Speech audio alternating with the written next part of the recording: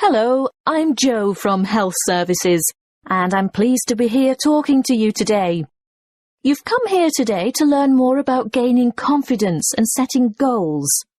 How many of you are truly positive thinkers? Positive thinking is the key to confidence.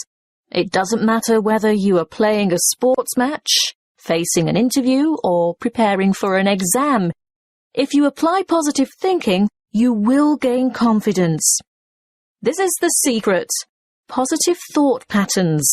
Positivity leads to confidence, which, in turn, will optimize your performance. What is the one simple mental strategy that all confident people have in common? They concentrate on success. But don't they ever fail? Don't they make mistakes? What happens when things go wrong? The crucial difference is that they don't dwell on failure. Everybody makes mistakes. How else do we learn? Rather than giving up or becoming depressed, the best strategy is to register the mistake, note what went wrong, and determine what would have been a better way to act or what could have been done differently in order to achieve a more successful outcome. Then move on. Yes, erase the negative emotions. Allow those memories of defeat, frustration, or dissatisfaction to fade and move forward. Negativity erodes confidence. You need to put aside your disappointments and focus on successful outcomes. Oh, it's not that easy, I can hear you saying. Well, no, it's not easy to forget failure, but no one ever fails completely. So congratulate yourself on the areas where you did do well. Mentally replay the best bits, even if they're only a small part. Now, there are two more things you need to do. Firstly, rehearsal. Yes, you heard me. Rehearsal. Surely only actors in a play need to rehearse their parts? No, the truth is we all need to rehearse. This is a surefire way to build confidence. Before the match, presentation, the exam, or whatever, imagine yourself performing successfully in that particular situation. And here's the second tip. Look confident. That will always give you an extra physiological advantage. So you can see that mind and body work together on this. You have to think and act positively. Let's talk a bit more about how to look confident. If you have to overcome a challenge, get rid of that anxious expression and rigid posture, those downcast eyes and nervous gestures. Even if you don't feel very self-assured, you can still give the appearance of confidence. Stand tall, hold your head up, make full eye contact, and keep an open expression. Replace the frown with a smile if you can manage it. And those hunched shoulders, relax those shoulder muscles. If you need to, take a deep breath and stretch to release pent-up anxiety and tension.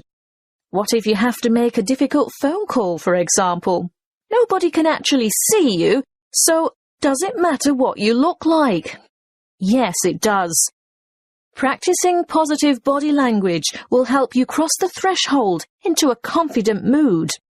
Before we move on to talk about goal setting, it may surprise you to know that once you have set a goal in life, the brain responds with a burst of activity, which we experience as, that's right, happiness. And what happens when the goal is achieved? Yes, there is another burst of activity and another feeling of happiness. Before you hear the rest of the conversation, you have some time to look at questions 7 to 10.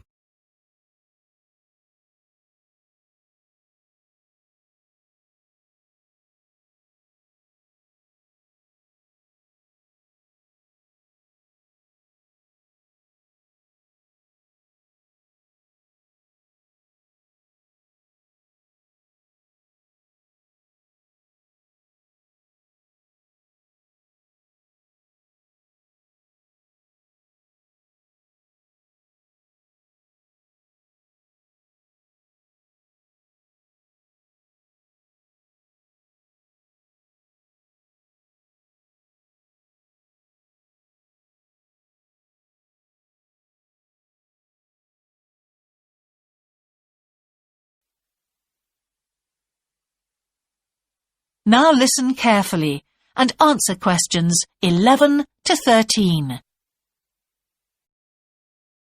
Hey, Ted. What are we going to do about this assignment? Well, Cleo, I think it's pretty straightforward. Oh? Yeah.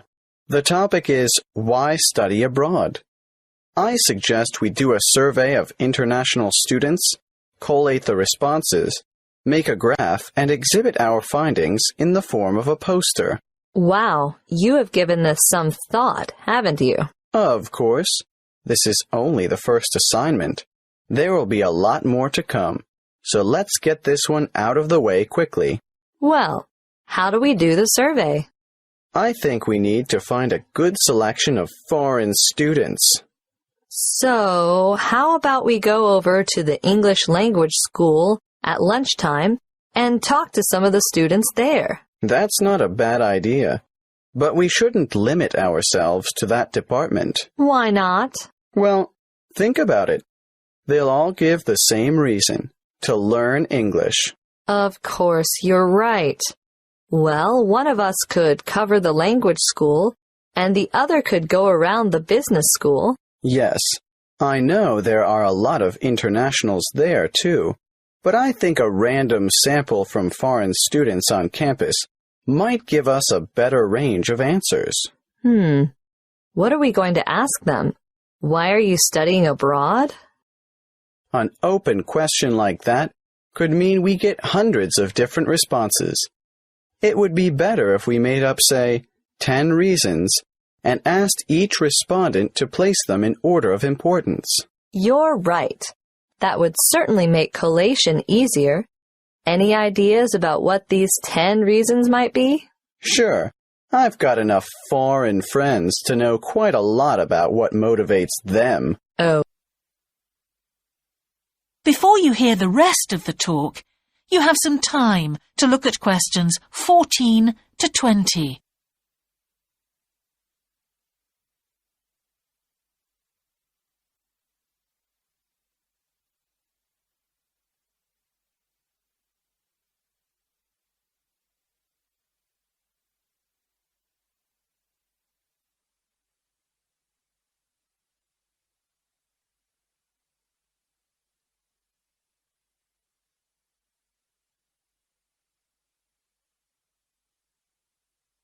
Now listen and answer questions 14 to 20.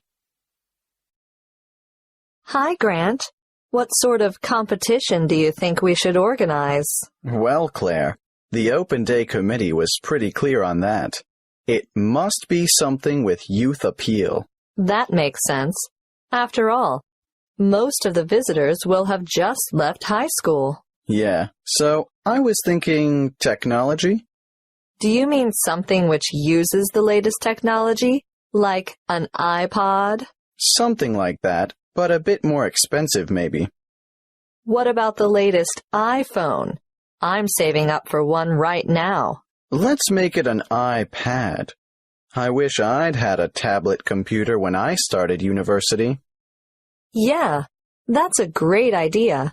That should get a lot of our younger visitors interested. Right. Let's go with that then. Fine. We could go into town now and buy it. I saw great deals advertised at the Rick Smith store. Oh, I don't think we'll have to worry about that. A university purchase order will probably be arranged through the Resources and Supplies section. Well, that's settled then. What about the competition? Is it going to be a game of skill or a guessing game or something else? What do you think would work best? Good question. I don't think it should be anything too hard or anything that will make the visitors look silly. Some of them have such fragile egos. True. So, something that anyone can do. Nothing competitive, no skill or intelligence involved. That's right. But the main thing is that the contestants have a lot of fun. How do we do that? Well, I was thinking of a popular TV series, science fiction or science fantasy. I don't actually know the difference. Go on. It's a series where in every episode the main characters step through a portal into another world or another era. What's a portal? It's like a gateway or entrance to something. Okay, I get it. They'll be stepping into the new world of tertiary learning. So somehow we encourage people to step through this portal. Then what? They get their photo taken. Is that all? Not exactly. Let me think. I can't see how that's a competition, unless we pick the best photograph.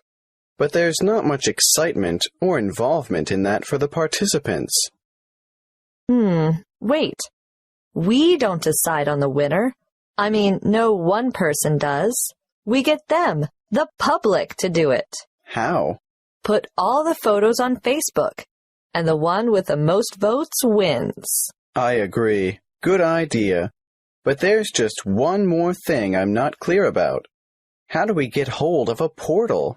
I was thinking graduates of the engineering department could construct it as part of their contribution to Open Day.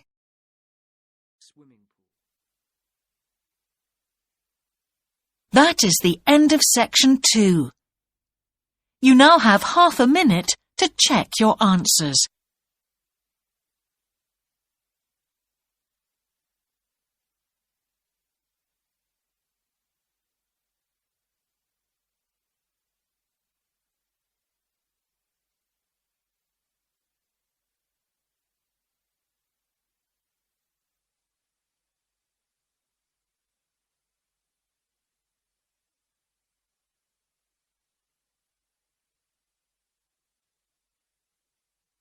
Now turn to section 3. Section 3. First, you have some time to look at questions 21 to 26.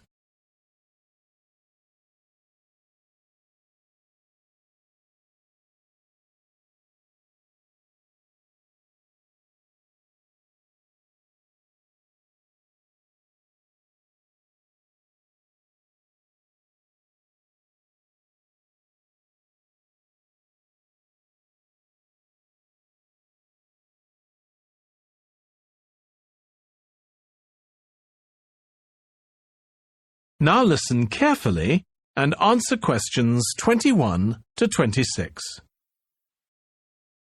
Hello. I'm glad so many of you have turned out to hear what I have to say today about the British Isles, that area of the Eastern Atlantic that we Americans find so confusing. I'm afraid just looking at a map or a page in the atlas doesn't necessarily explain the geographic terminology. In referring to the British Isles, a word of apology for those of you of Irish descent, that is, those whose ancestors come from Eire, the Republic of Ireland. No matter how geographically accurate the place names that I use today are, some of you will be understandably upset to be included in anything termed British. I have a very useful image that might help you differentiate between the various labels that distinguish the political and geographic reality of the so-called British Isles. I want to show you a Venn diagram, which is a mathematical illustration that shows all the possible relationships between sets.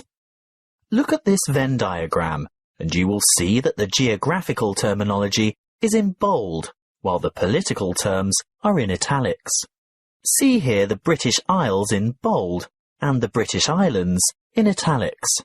The aim of this lecture is to explain the meanings of and relationships among those terms. In geographical terms, you will see that the British Isles is an archipelago made up of the 2 large islands of Great Britain and Ireland, and including many smaller surrounding islands.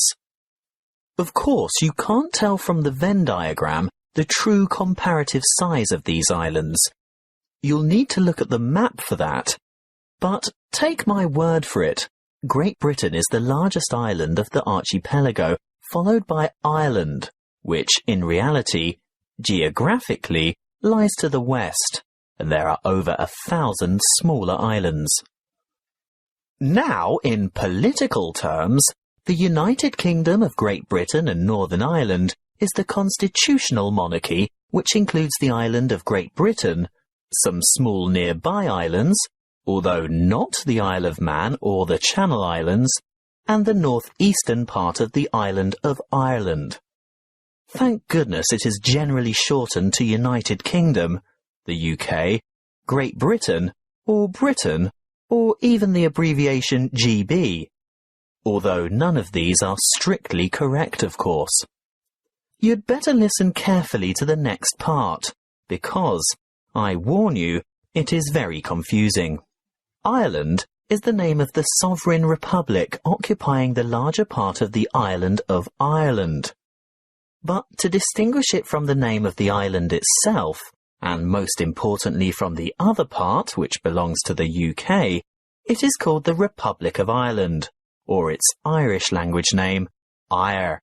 That's E-I-R-E, even though Eire directly translates as Ireland.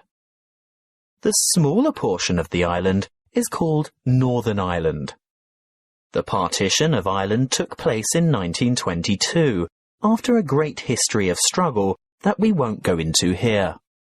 England, Scotland, Wales and Northern Ireland are legal jurisdictions within the United Kingdom, but Great Britain refers to the countries of England, Wales and Scotland as a unit. The British Islands contain the United Kingdom, the Channel Islands, made up of Guernsey and Jersey, and Isle of Man, which all have the British monarch as head of state. Interestingly, the Isle of Man, although governed as a British Crown dependency, has its own parliament, but relies on the UK for defence and in matters of external relations. Before you hear the rest of the discussion, you have some time to look at questions 27 to 30.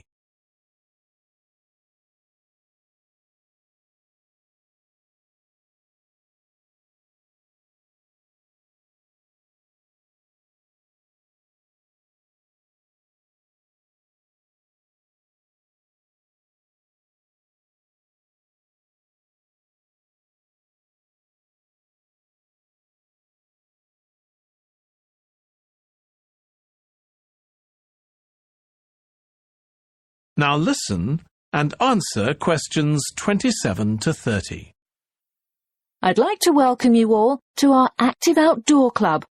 I'll start by telling you a little bit about the history of the club and all that it can offer, and there will be a chance for you to ask questions over tea and coffee in the lobby afterwards. You'll also be able to pick up pamphlets from the table at the back of the hall, and if you wish to purchase any of our products, Bill will serve you at the front counter. As most of you probably know, the club was founded by Nick Noble about 30 years ago. He thought of placing an advertisement in the local newspaper or erecting a billboard somewhere, but it was the radio that he decided on to reach the most people. You know, other people who might be interested in outdoor pursuits. Just basic activities like walking or tramping.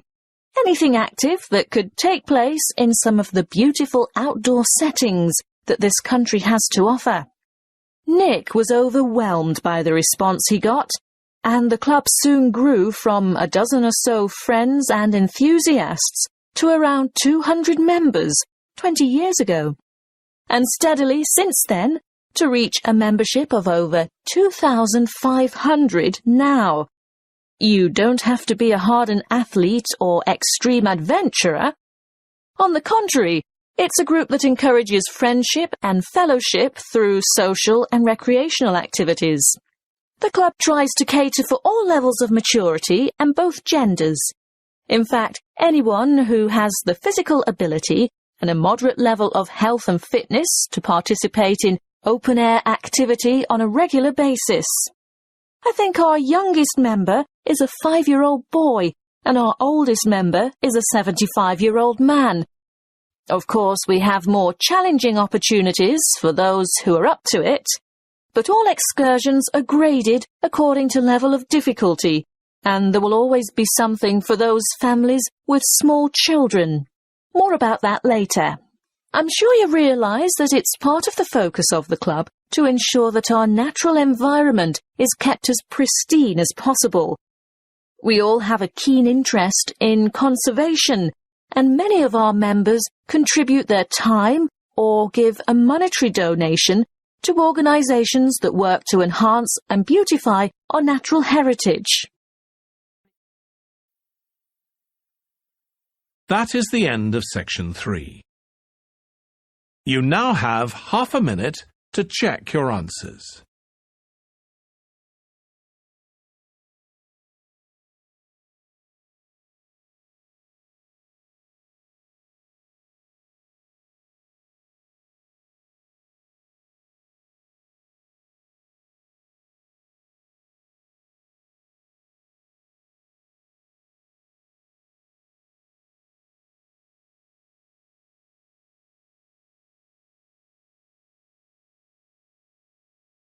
Now turn to section 4.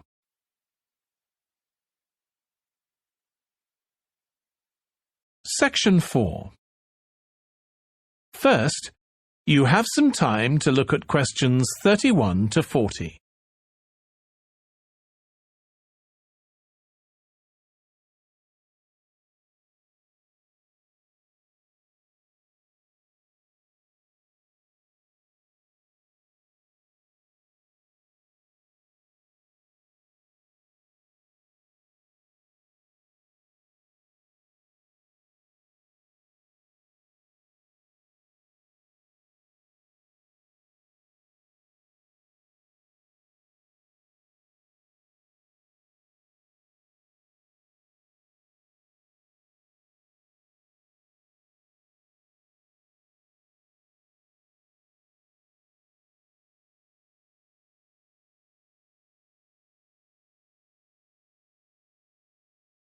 Now listen carefully and answer questions 31 to 40. I'm very glad that the two of you decided to pursue this research topic, because I think it's not only much needed, but very relevant to current psychological concerns about addiction issues in young people. Now, tell me, how did you get started? Well, we looked around for problems, or perceived problems, that teenagers in general might encounter, and we came up with the extremely popular phenomenon of instant messaging and the implications that the use or overuse of this form of communication might have on teen behaviour. Then we decided to propose the concept of instant messaging addiction. By the way, do you mind if we abbreviate instant messaging to IM in our discussion? Not at all. But before you go any further, tell me something about the demographic sample you used.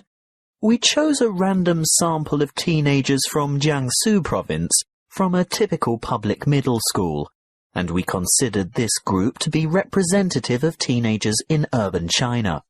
We distributed 500 questionnaires and 450 were returned.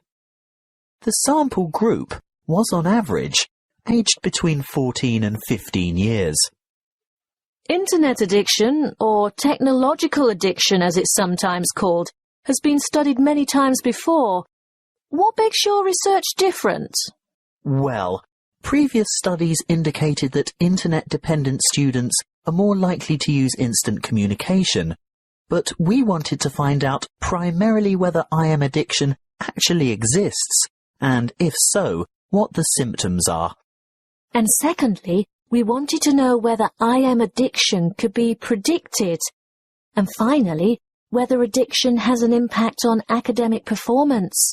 Quite a large undertaking. Tell me, what IM addiction symptoms did you identify among teenagers in your sample?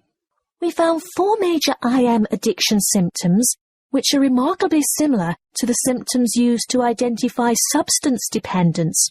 Although here we're looking at behavioural addiction, not chemical addiction to drugs, alcohol or the like.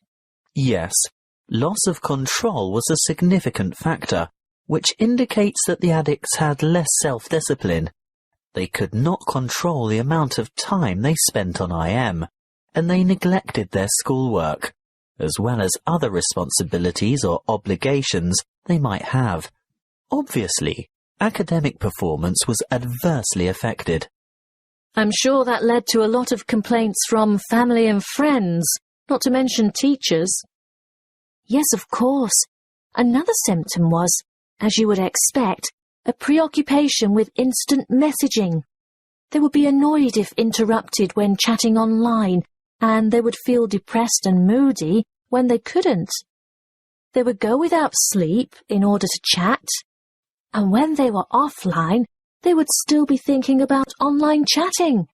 As in chemical addiction, they would need to increase the dose, in this case of IM time, to get satisfaction. That sounds quite disturbing. Yes, and as you can imagine, loss of relationships due to overuse of IM was a factor too.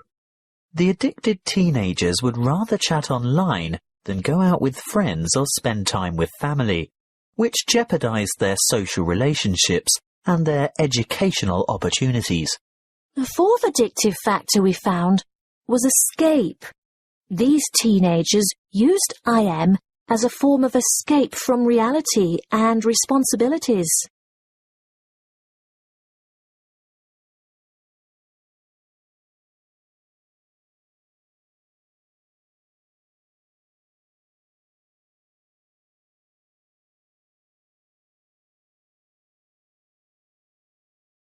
Where have you been, Nadia? Browsing in the bookshop. What took you so long? You said you were only going to be away 5 minutes. I was only gone for a quarter of an hour. Well, it seemed much longer than that. Did you buy anything? I was tempted to get the latest novel by Dan Brown, but it's quite heavy, and I'd have to carry it around with me. If I could have found a crossword puzzle book, I'd have bought it. But in the end, I was attracted to a front-page article in today's issue of the New York Times. Is that all you bought then? Yes. Look, why don't you read the business section while I catch up on the news, and then we can swap? I'd rather have the entertainment section. Are you looking for anything in particular? I just thought they might have a review in there of that new play that opened on Broadway yesterday. The drama about the awfully cruel pirate? Oh, I'd forgotten about that. I wonder how good it is. Actually, I was thinking of the new comedy, the one about the physician. Dr. Hunter. That's the one. Well, when I was in the bookshop, I overheard a couple talking about it, and they said it was fantastic. Not in the least bit boring.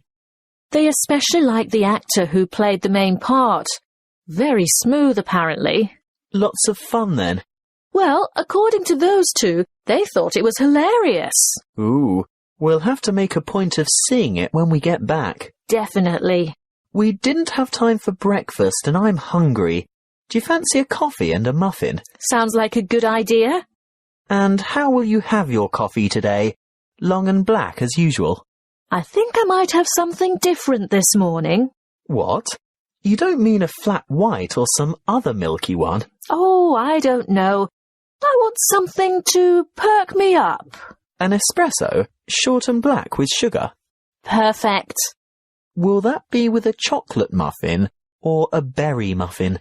I'll try to stay off chocolate. The berry sounds healthier.